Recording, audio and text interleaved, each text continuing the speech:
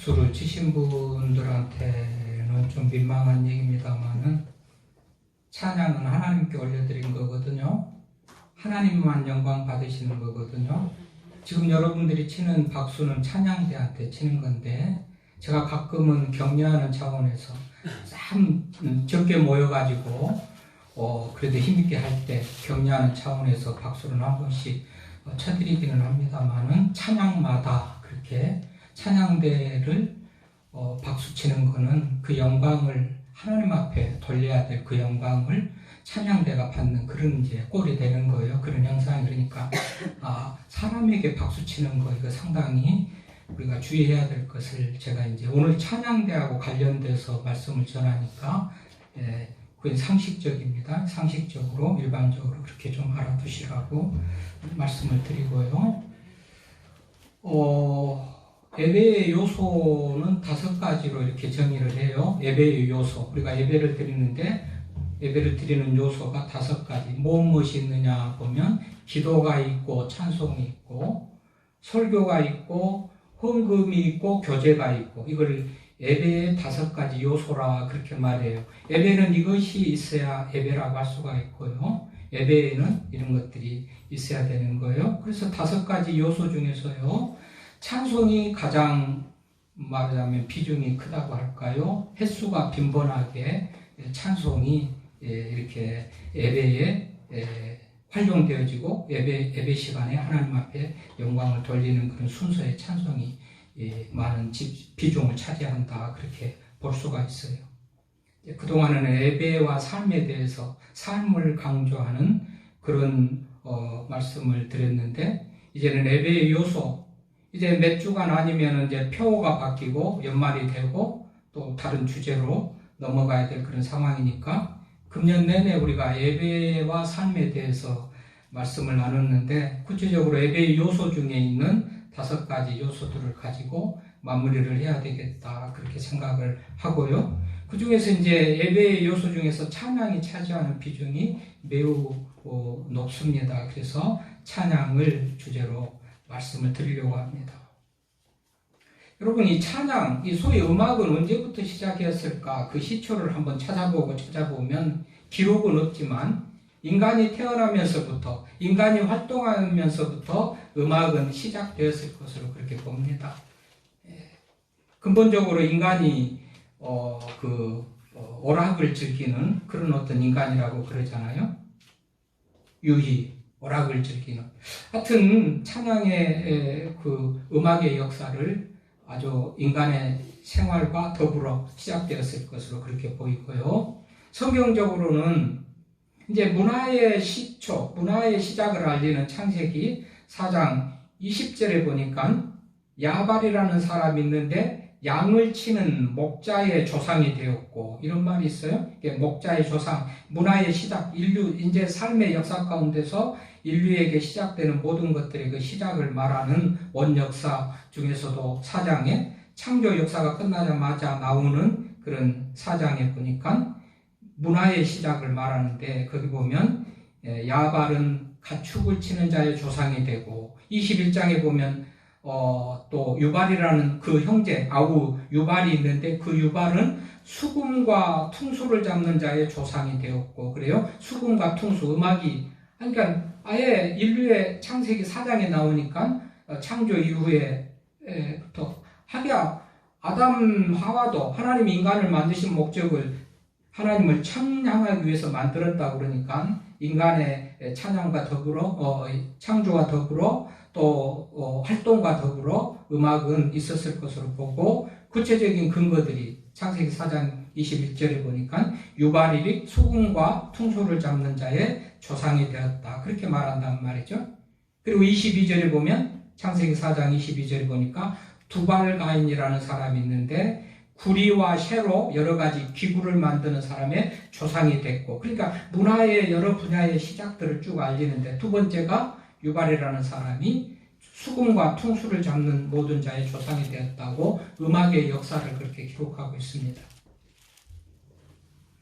교회에 나와서 설교를 드리면 여러분 하나님에 대해서만 아는 것도 아니고요 여러 가지 유익한 지식을 많이 배우는데 오늘 음악에 대해서 또 배우는 것 그 중에서도요, 특별히 우리 한민족, 우리 조상들을 보면 음악에 매우 조예가 많고 관심이 많고요, 천재성을 그렇게 보이는 그런 우리 조상들을 볼 수가 있어요. 고대사에 보니까 고조선 시대 때부터 악관이라는 것을 또 써요. 악관, 음악을 담당하는 사람, 그런 직책을 둬가지고 감으로 제사를 드렸던 그런 기록이 있고, 신라 시대에 우리는 향가라고 하는, 신라의 향가, 이두로 적었다는 향가, 그리고 신라 시대 하면은 우르기, 가야금을 만든 거, 이런 것들이 우리가 기본적으로 알 만한 그런 내용인데요. 아무튼 신라 시대에도 우르은 가야금을 만들고, 고려 시대에 보니까는 왕산악이 검은고를 만들고, 23종의 악기를 만들고, 이런 기록들이 있고, 고려 시대 전에 내려오는 가요가 24편이 있는데요. 무슨 관동별곡, 한림별곡, 청산별곡 같은 그런 곡이 붙었잖아요. 노래예요, 가사들이에요. 물론 관동별곡은 정철이 쓴 관동별곡하고 별개로 또 다른 관동별곡인데, 아무튼 신라 시대 때부터, 고조선 시대부터 악관을 두어가지고, 음악을 담당하는 직책을 두어가지고 그렇게 감으로 제사를 드리는 그런 역사를 볼 때, 음악의 역사는 매우 오래됐다라고 말할 수가 있고, 또 우리나라는 특별히 음악의 천재성을 그렇게 보였다고 우리 조상들의 모습을 우리가 볼 수가 있어요. 그런 의미에서 이 예배에서도 음악은, 소위 음악 찬양은요, 필수적이고 굉장히 중요한 것인데요. 과거에는 기독교가 없고 우리가 무속을 섬기고 우리 조상들이 그럴 때는 그런 어떤 제사 속에서 제사를 지내는 의식의 어떤 그런 형태로 음악이 많이 나오는데, 불교에는 석전악보라는 그런 어떤 그 제사를 드리는 음악이 있고요. 유교에는 제양악제라는 그런 또 음악이 있어서 제사를 드리는 데에 활용했고, 그런 기록들이 있고, 여러분, 우리나라 무당이 마음대로 뛰놀고 춤추는 것 같지만 거기에도 음악이 없으면 신이 안 나죠. 북을 두드리고 뭐를 하면서 음악을 치는데, 그것도 무질서하고 아무렇게나 하는 게 아니라 다 리듬이 있고 박자가 있어요. 무당이 춤추는 것도 그렇습니다. 그러니까 이방 신을 섬기는 제사라든지 어디에도 그렇게 음악이 빠지지 않아요. 음악이 꼭 있어요. 교회 안에 음악을 소위 말해서 찬송, 찬양이라고 그렇게 할 수가 있는데, 교회 안에도 말할 수 없이 음악은 중요했어요. 롱펠로라는 사람 이런 말을 해요. 음악은 천사의 방언이다. 세계인들은 말로는 통하지 않지만 음악으로는 통한다. 말로는 통하지 않지만 음악으로는 느낌을 느끼면서 통한다. 이런 말을 할 정도로 음악이 중요하고, 루터는 이런 말을 합니다. 우리 가운데 하나님과 연락할 수 있는 그 수단이 찬양이라는 거예요. 하나님과 연락한다, 소통한다, 통한다라는 그 수단이 찬양이다. 그렇게 말하고 찬양의 중요성을 말하고 있습니다. 성경의 예배는 언제부터, 성경의 찬양은 언제부터 등장했을까? 여러분, 성경에 일찍부터 찬양이 등장하는데요. 아까도 야발이 퉁소를 만드는 그런 조상이 됐다고 그랬는데, 최초의 찬양이라고 할 수 있는 개인이 또는 집단적으로 공공연하게 그렇게 찬양했던 흔적은 창세기 21장 6절 7절에 보면요, 사라가 아들을 낳잖아요. 아브라함 100세의 아들을 낳잖아요. 얻을 수 없는 아들을 낳잖아요. 그때 사라가 하나님이 나를 웃게 하시니 듣는 자가 다 나와 함께 웃으리로다. 또 이르되 사라가 자식들을 젖먹이겠다고 누가 아브라함에게 말하였으리오마는 아브라함의 노경에 내가 아들을 낳았도다. 이런 말을 하는데, 이거는 일반 글들하고 사실적인 기록하고 딱 같이 있어가지고 그냥 있었던 얘기를 기록한 것 같지만, 문맥적으로 가만히 따져보면 100세의 아들을 주신 하나님에 대한 찬양이고 어떤 신앙의 고백적인 어떤 그런 부분이에요. 이것을 어떻게 보면 개인적인 찬양의 시초라고 그렇게 보기도 하고요. 창세기 49장에 보면 야곱이 12아들을 축복하는 그런 내용이 나와요. 근데 우리는 애언이고 축복이고 그 미래가 어떻게 될 것에 대한 어떤 그런 것이라고 일반적으로 말하고 생각하고 그렇게 하는데 그것 자체가 찬양입니다. 찬양. 그 증거 한번 보실래요? 일단은 신명기 32장 한번 펴보실래요? 신명기 32장. 신명기 32장 또 적어놓고 확인해 보시기도 하고요. 신명기 32장.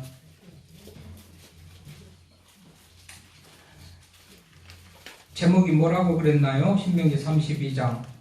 모세의 노래라고 그랬어요. 찬양이고 하나님 앞에 모세가 찬양하는 모세의 노래 찬양인데요. 그 32장 그 내용의 시작부터 보면 한 1cm쯤 안으로 다 들어갔죠. 1cm쯤 그 글 내용이 문장이 안으로 들어갔잖아요.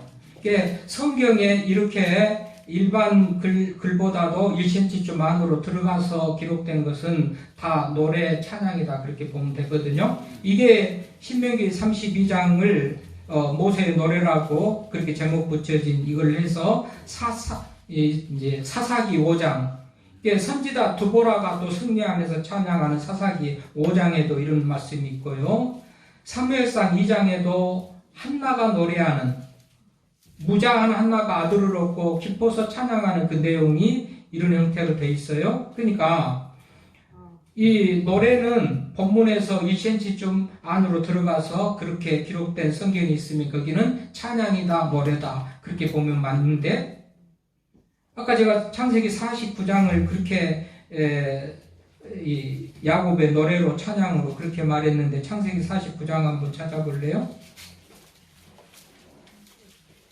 창세기 49장 찬양인 것은 1cm쯤 들어가고 아닌 것은 그냥 또 처음부터 왼쪽으로 가까이 붙여가지고 그렇게 나오는 형태잖아요. 그러니까 창세기 49장 찾았으면 그 내용이 2절부터 1cm쯤 안으로 들어갔죠. 이게 찬양인 거예요. 그냥 아무튼 이 야곱이 12아들에 대해서 찬양 그 자녀들을 하나님께서 이렇게 하실 것이라는 것에 대해서 말하자면 찬양하는 그런 내용으로 해석이 되는데 신명기 32장에 모세의 노래도 이렇게 들어가서 찬양, 사사기 5장 여선지 두보라가 승리하고 찬양하는 거, 사무엘상 2장에 한나가 아들을 얻고 찬양하는 거 이렇게 대부분 다 이렇게 돼 있는데 지금까지는 개인이 받은 은혜를 가지고 하나님 앞에 찬양하는 개인의 찬양이라고 할 수가 있어요. 한나가 또는 사라가 모세가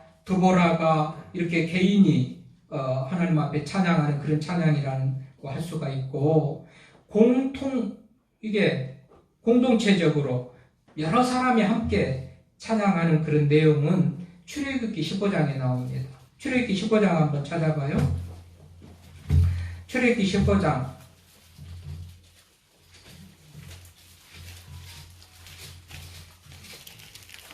자, 출애굽기 15장도 모세의 노래라고 그렇게 되어 있는데 1cm가 안으로 좀 들어가서 그렇게 노래로 되어 있죠. 그렇게 들어간 것은 노래라고 그랬죠. 그런데 자 15장 1절 보십시오. 이때 모세와 이스라엘 자손이 이 노래로 여호와께 노래하니 그러니까 이전까지 다른 사람들은 다 개별적으로 1대1로 개인이 받은 은혜를 하나님 앞에 찬양했다면 여기 본문에서 비로소 지도자 모세와 백성들이 다 함께 하나님 앞에 찬양하는 그런 내용이 나오는 첫 번째 연합 맞아면 함께 해서 찬양하는 그런 말씀이라고 할 수가 있습니다. 여기에 보면 누가 시켰다는 말도 없고 자발적으로요. 여러분 얼마나 감격스럽고 기뻤겠어요? 지금 이들이 찬양하는 이전에 어떤 일이 있습니까? 애굽의 바로에서 종살이를 하면서 고생하면서 430년의 삶을 살다가 하나님께서 지도자 모세를 보내가지고 해방을 시켰잖아요.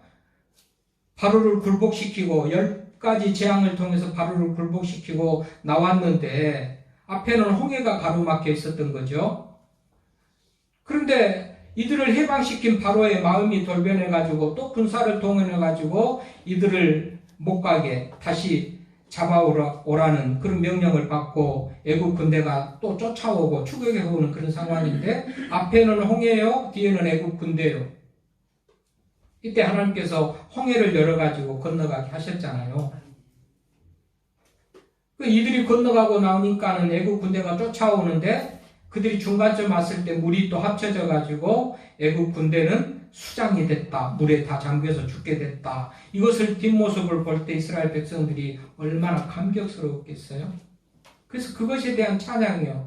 누가 시킨 것도 아니고 구원의 감격 속에서 그야말로 자발적으로 하나님 앞에 찬양을 하는 그 모습이 출애굽기 15장의 그런 말씀이란 말이죠. 이것을 필두로 해가지고 이것을 시작으로 해가지고 온통 찬양의 얘기가 성경에 가득합니다. 다윗은 찬양대를 조직해가지고 하나님께 영광을 돌렸던 그런 모습을 기록하고 있어요. 역대상 23장 5절에 보면 다윗의 아들 솔로몬이 또 찬양대를 조직해가지고 하나님을 찬양하는데 찬양대가 4,000명이었다. 역대상 23장 5절에. 그리고 찬양대 중에서도 우수한 그런 뛰어난 실력을 가진 가수가 280명이었다고 그렇게 말합니다. 느헤미야 7장 6절에도 7절에도 보니까 느헤미야 시대에 느헤미야도 245명의 찬양대원들을 조직해가지고 찬양을 하는데 지휘자가 아삽, 헤만, 고라 이런 사람들이 지휘자로 활동했다고 성경은 그렇게 기록하고 있어요. 그러니까 성경의 역사 가운데서 찬양의 역사, 찬양대의 역사 이런 것들을 같이 살펴봅니다. 구약 성경에 이런 기록들이 있어요. 신약시대의 초기에는 박해로 인하여서 모임이 제대로 안 되고 굴 속에서 이런 데서 모이다 보니까 찬양이 제대로 되지를 않습니다. 그러나 콘스탄틴 대제가 330년에 기독교를 공인하고 국교로 공인하고 그때부터 음악이 활발하게 발전을 하고 교회 음악, 찬양이 그렇게 발전을 하는데요. 이후에 보면 교회를 다니면서 예수님을 믿으면서 찬양을 했던 그런 사람들이 다 우리가 알만한 세계적인 유명한 음악가들은 다 하나님을 찬양했던 그런 교회 음악의 전문가들, 찬양을 했던 그런 사람들이 맞아면 유명한 음악가가 됐다는 것을 100%라고 해도 과언이 아닐 겁니다.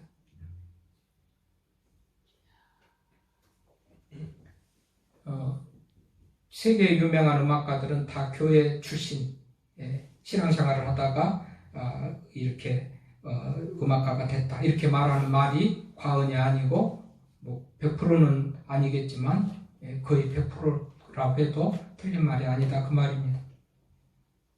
우리가 핸델이라든지 하이든, 모차르트, 베토벤은 말할 것도 없고 이런 사람 이름 들어봤는가 보세요.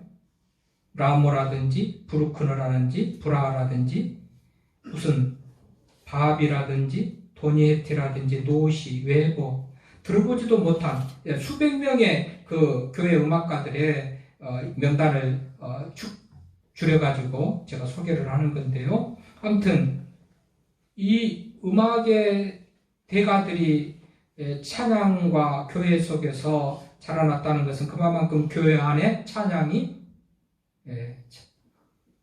중심이 됐고 매우 중요한 그런 어떤 위치에 있었다는 것을 알 수가 있어요. 여러분, 예배는 인생의 가장 높은 귀한 예배이고 예배의 중요한 그 순서 중에 찬양이 있어요. 그래서 그런 의미에서 찬양이 매우 중요하다는 사실을 우리가 알아야 되겠는데요. 그래서 이제 오늘 본문을 통해서 우리가 찬양이 어떤 의미를 가지고 누가 찬양할 수 있고 어떻게 찬양하는가라는 것을 한두 줄 사이에서 다 우리가 알아볼 수가 있습니다. 그럼 오늘 어떤 사람이 찬송할 수가 있습니까? 찬양하는 사람은 어때야 됩니까? 어떤 사람이 찬양한다는 거예요. 1절에 보니까 너희 의인들아 유아를 즐거워하라. 찬송은 정직한 자들이 마땅히 할 바로다. 의인들과 정직한 것은 비슷한 건데 정직한 사람들이 마땅히 할 바로되 찬송은 정직한 자들이 할 바로다. 그런 의미에서 찬양하는 사람들은 정직해야 된다. 순수하고 거짓 없이 정직해야 된다. 왜 그러죠? 찬양을 받으시는 하나님이 정직하시고 거룩하신 분이죠. 거기에 합당한 찬양을 드려야 돼요. 그러니까 찬양하는 우리 찬양대원들이 상당히 다른 사람들보다 어떤 날 회중석에서 어느 날 예배드리다가 목사가 찬양대 하십시오 하니까 해가지고 찬양대를 한다. 그래서 일반 회중이나 그 구별 없는 의식이 그런 의식을 가지고 하면 안 되겠고요. 이 찬양대는 특별히 구별된 그런 이 자리라는 것을 인식을 해야 돼요. 오늘도 찬송은 정직한 자들이 마땅히 할 바로다. 정직한 자가요.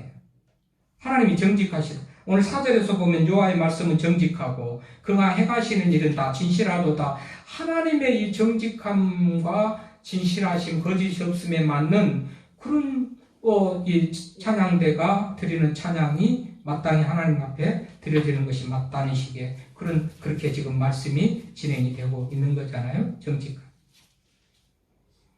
또 2절에 보니까 수금으로 여호와께 감사하고 열줄 비파로 찬송할지어다 그랬는데 감사를 아는 사람의 찬양이 진짜 찬양이에요. 찬양대는 감사를 아는 사람이 할 수 있는 거예요. 무슨 감사요? 늘 예배마다 말하는 말이 있잖아요. 창조의 은혜와 그리스도를 통해서 주시는 구속의 은혜의 감격함을 가진 사람이 예배자여야 된다고 그랬고 그런 예배가 하나님께서 기쁘게 받으신다고 이거 없이 예배가 안 된다고 그랬잖아요. 찬양 마찬가지죠. 감사를 하는 사람 무슨 감사요? 구원의 감사. 홍해를 가르고 애굽에서 출애굽하고 홍해를 건넜던 이스라엘 백성들이 하나님 앞에 감사했던 그 구원의 감격이 있는 그 찬송같이 우리 찬양대원들도 우리 성도들 찬양하는 우리 성도들이 이런 감격이 있게 감사가 있으니까 감격이 있겠죠. 하여튼 수금으로 여호와께 감사하고 이 감사하는 사람이 찬양할 수 있다라는 사실을 우리가 기억하면서 찬양하는 우리는 더 감사해야 되겠고 감사하는 마음을 가진 그 사람들이 찬양할 수 있다. 이런 사실을 생각하면서 창조의 은혜, 구속의 은혜의 감격함으로 충만한 찬양대원들, 우리 성도들이 되시기를 바랍니다. 이런 찬송이 하나님께서 기쁘시게 받은 찬송이라는 거예요. 또 새 노래로 그를 노래하며 그랬죠? 새 노래로.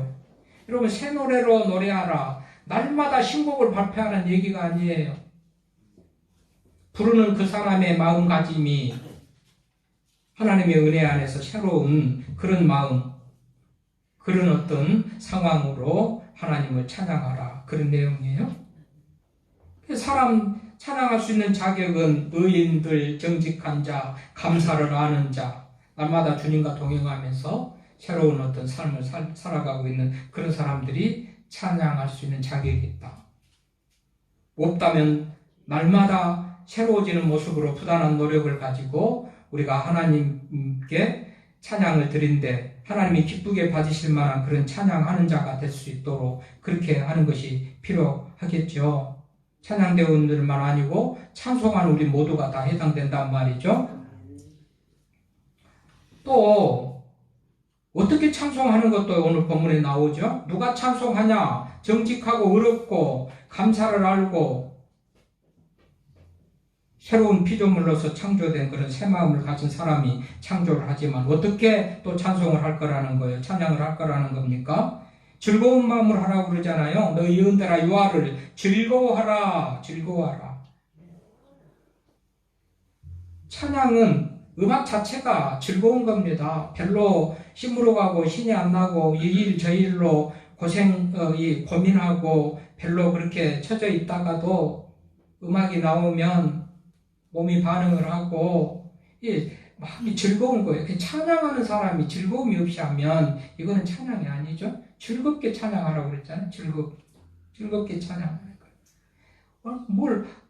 구원의 은혜를 생각하면 얼마나 즐겁습니까? 감사하고 즐거워. 원래 이 즐거워하라라는 여호와를 즐거워하라 말을 원래 뜻은 춤추다, 기쁨으로 춤추는 것을 말하는 그런 단어인데 주체하지 못하는 그 기쁨으로 하나님을 찬양하라는 것. 또 마땅히 할 바라. 마땅히 할 바라는 것은 사명이다, 의무다, 책임이다 그러는 거예요. 기분 나쁘니까 안 하고 누구 때문에 안 하고 이게 아니라는 거죠. 마땅히 할 거라는 거예요. 마땅히 찬송은 그렇잖아요. 나를 창조해 주시고 구속해 주신 하나님의 은혜에 대해서 마땅히 할 거라는 겁니다. 찬송은 마땅히 사명감이라고도 할 수가 있고 책임이라고 할 수가 있고 의무라고도 할 수가 있어요. 하기 싫으면 하고 말고 싶으면 말고가 아니다.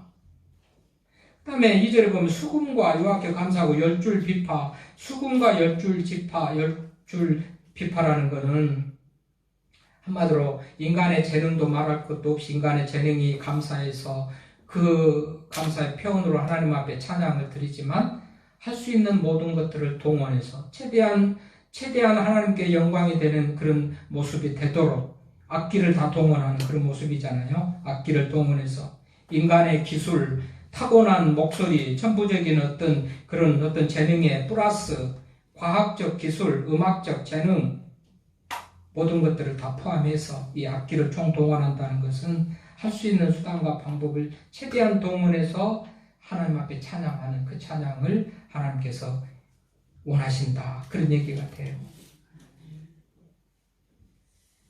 그런 의미에서 우리가 하나님을 즐겁게 또 찬양하고 최선을 다해서 그렇게 찬양하는 그런 찬양을 오늘 드리라고 하나님께서 그렇게 말씀을 하시죠. 여러분 예배 순서 이 제의 중에 소위 예배 제사를 드리는 의례 중에 우리가 지금 하나님께 예배를 드리는 예배 순서가 다 제의 하나님께 예배를 드리는 그 의식이 되겠는데 자 오늘 주보를 한번 펴시고 보십시오. 주보 찬양의 비중이 얼마나 중요한지 한번 보십시오. 찬양을 몇 번이나 한가요? 찬양이 몇 번 나옵니까?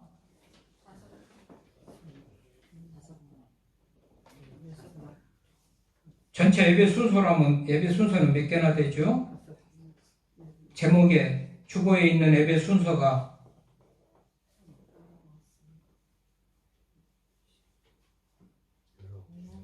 21개 되는데 찬송은 몇 번입니까? 찬송은? 여러분 우리 교회에서는 한 8번 돼요. 8번. 여기 나와 있는 것은 한 5번 되는가요? 자, 여러분 피아노 반주자만 하는 것도 하나님 앞에 영광 돌리는 영광송이라고 되어 있죠. 그것도 찬송이요.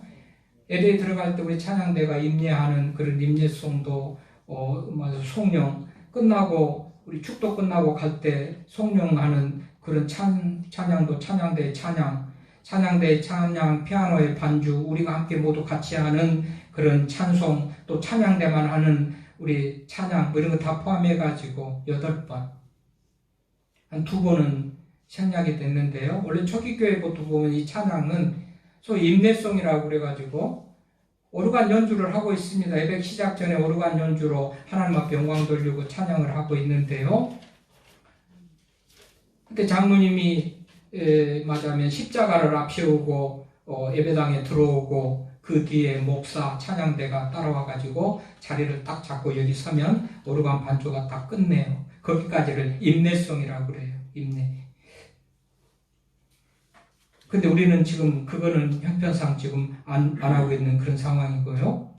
또 애물 봉헌하죠. 우리 감사 찬송 신앙 고백과 더불어 감사 찬송이 있는데 그 다음에 애물 봉헌할 때 감사 찬송은 감사 찬송대로 무엇에 대한 감사입니까? 설교 이후에 감사 찬송 말씀을 주신 것에 대한 감사거든요. 애물 봉헌은 애물 봉헌대로 또 찬송이 있는데 애물 봉헌할 때 하는 찬송을 생략하고 한마디로 한 10개 정도에서 2개는 생략하고 우리가 8개 정도 하고 있는데 이 찬양의 구조가 뭐예요? 말씀 나오면 찬양, 기도하고 감사할 때 찬양. 자, 예배로의 부름은 예배로 초청해 주잖아요. 시편 오늘은 47편 1절로 4절 예배로 부른 것에 대해서 32장의 경배 찬양으로 찬양을 드리죠. 성시 교독도 하나님의 말씀을 듣잖아요. 오늘 45번으로 하고 그 다음에 영광 찬송으로 333장 찬송을 드렸죠. 기도와 용서의 말씀이 용서의 말씀을 듣고 피아노 연주로 영광송으로 올려드립니다. 하나님의 말씀 시편 33편 1절 9절 봉독하고 찬양대. 하나님의 말씀을 들었어요. 생명의 말씀, 구원의 말씀 들으니 감사한 거예요. 그래서 또 하나님 이제는 찬양대 가지고 그 말씀 주신 것에 대해서 정성을 다해서 준비된 찬양을 또 드리죠. 그 다음에 말씀이 선포됩니다. 말씀 선포 이후에 목회자가 이 말씀대로 성도들이 살기를 위해서도 또 기도하고 신앙 고백하면 말씀을 듣는 성도들이 감사하니까 21장 찬송을 하고 말씀과 감사한 내용에 말씀을 들으면 들은 것에 감사, 기도했으면 응답해 주신 것에 대해서 감사, 이후에 성도의 교제가 있으면 또 그것도 감사해가지고 이 찬양이 나오는 거예요. 그러니까 감사와 말씀 듣는 것에 대해서 얼마나 귀하고 복된 일인지 이거에 대한 반응으로서의 찬송이란 말이죠. 그러니 우리가 찬송을 들을 때, 찬송을 하나님 앞에 드릴 때 부르는 찬송, 우리는 찬송을 합시다. 하나님께 저는 하나님께 영광 돌립시다. 이렇게 말을 하는데 찬송 부릅시다. 이거는 또 바른 표현이 아니에요. 나를 위해서나 뭐 다른 사람하고 있을 때 다른 노래는 부르는지 몰라도 찬양은 하나님 앞에 드리는 거기 때문에 드립시다 라는 게 맞고요. 저는 영광을 돌려드립시다. 영광을 드립시다. 뭐 이렇게 하는 게 하여튼요. 이 찬양하는 우리들의 마음의 자세가 오늘 보면 마땅히 할 것이고 최선을 다해서 할 것이고 즐거운 마음으로 할 것이고 왜 그러느냐 4절부터 보면 하나님이 어떤 분인가를 다 얘기하는 내용이 4절부터 9절까지 다 나오잖아요. 제가 얼마나 오늘 정신이 없는지 10절까지 읽으려다 말았는데요. 4절부터는 하나님께서 하신 일을 말하고 있어요. 그러니까 하나님이 하신 일을 생각해 보면 창조요, 구원이고 여러 가지 능력을 행하신 것을 보면 우리는 찬양을 드릴 수밖에 없는 존재인 거예요. 이런 하나님이니까 우리가 마땅히 찬양을 해야 된다 라면서 오늘 말씀을 통해서 우리가 찬양을 어떻게 드리고 누가 드리고 왜 드리고 라는 것들을 분명히 좀 기억을 하면서 찬양도 기쁜 찬양을 하면서도 입만 뻥긋거리는 것 하거나 기쁜 찬송을 하면서도 근심 걱정으로 가득하거나 얼굴이 표정이 이런 것들은 하나님이 기뻐하시는 찬양, 구원의 감격 속에서 기쁨으로 감사함으로 찬양하는 그런 찬양이 하나님 앞에서 기뻐하는 찬양이고 온전한 찬양이 될 수 있다 생각을 하면서 예배의 요소 중에 우리가 예배를 주제로 말씀을 나누는 중에 그 요소 중에 중요한 부분이 찬양. 찬양이 하나님 앞에 연락되지 않는다는 것은 예배가 똑같이 연락되지 않는 것하고 같은 거고 그런 의미에서 우리가 찬양을 드리는데 우리는 좀 더 너희 의인들아 유아를 즐거워하라. 찬송은 정직한 자들이 마땅히 할 바로다.